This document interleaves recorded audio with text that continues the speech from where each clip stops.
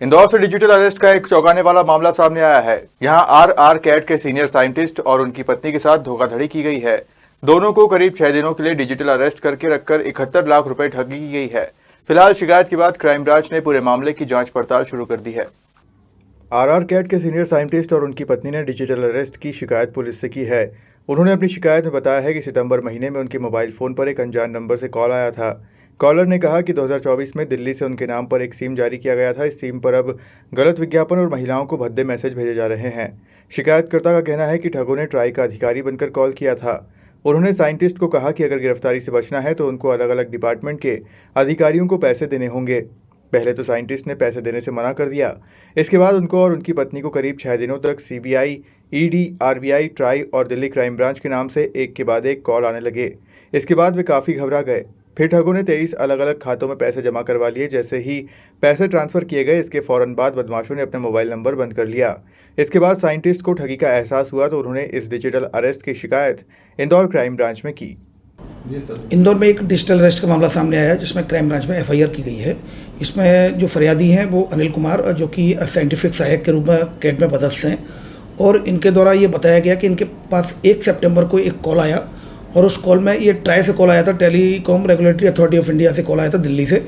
उनके द्वारा अपने आप को दिल्ली से कॉल करना बताया और ये बताया गया कि आपके नाम से आपके आधार कार्ड पर एक फर्जी सिम इशू हुई है, एक सिम इशू हुई है, और आप जिसमें कि जो ऑब्सीन कंटेंट भेजा गया है लोगों को, उसमें जो महिला उत्पीड़न संबंधी कुछ मैसेज भेजे गए हैं। तो इस पर से आपके खिलाफ केस रजिस्टर्ड है, आप संबंधित थाने में चले जाएं। तो उन्होंने बोला कि मैं संबंधित थाने में कैसे जाऊं, कैसे रिपोर्ट करूं। तो उन्होंने बोला हम आपको रिपोर्ट कराते हैं, और क्राइम ब्रांच में उनको कनेक्ट कर दिया। क्राइम ब्रांच के द्वारा ये बताया गया कि आपके खिलाफ एक कंप्लेंट है, इसमें 300 लोग सस्पेक्टेड है, जिसमें आपका भी नाम है, आपके खिलाफ एफआईआर है। सुप्रीम कोर्ट ऑफ इंडिया के निगरानी में ये पूरी जांच चल रही है, जिसमें ईडी और सीबीआई सभी लोग इसमें काम कर रहे हैं, और आपके खिलाफ वारंट यूज हुआ है। और उसके बाद इनको एक ईडी का नोटिस और एक सीबीआई का एक वारंट इनको बनाकर दे दिया गया, व्हाट्सएप पर भेजा गया। और आपका जो अकाउंट यूज हुआ है वो मनी लॉन्ड्रिंग में अकाउंट यूज हुआ है, ड्रग ट्रैफिकिंग में आपका जो अकाउंट का यूज़ किया गया है, और ह्यूमन ट्रैफिकिंग में भी अकाउंट यूज़ किया गया है।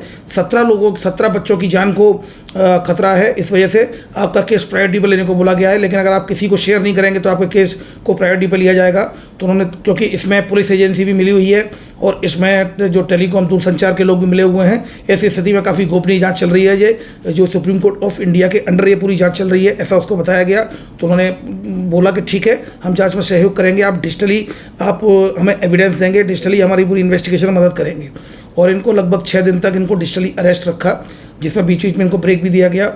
कुल मिलाकर इनसे 71,34,000 का इनके साथ फ्रॉड कर लिया गया। इनके द्वारा ये बताया गया कि आरबीआई आपकी जो मनी लॉन्ड्रिंग का जो पैसा है उसकी जांच करेगी, आपके पास कितना पैसा है, आपके पास म्यूचुअल फंड है, इनको ब्रेक कर लें और इन सभी को कैश करा लें। और कुल मिलाकर उसने 71,34,000 जो कुल रकम थी उसको ट्रांसफ़र करा लिया गया। और ये बताया गया कि 1 घंटे में वेरीफाई कर लिया जाएगा, अगर ये अमाउंट लीगल होगा तो आपको पैसा वापस आ जाएगा, आप संबंधित थाने में जाकर हमारी बात करा दीजिए।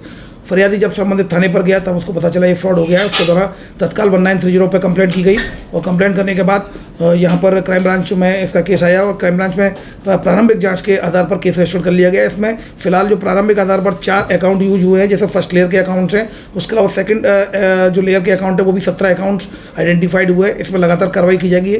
लगभग सभी अकाउंट्स में से, बैंक अकाउंट्स में से पैसा निकाल लिया गया है। क्राइम ब्रांच इस केस को लेकर काफ़ी जो टेक्निकल एविडेंस है इसके आधार पर आगे बढ़ रही है।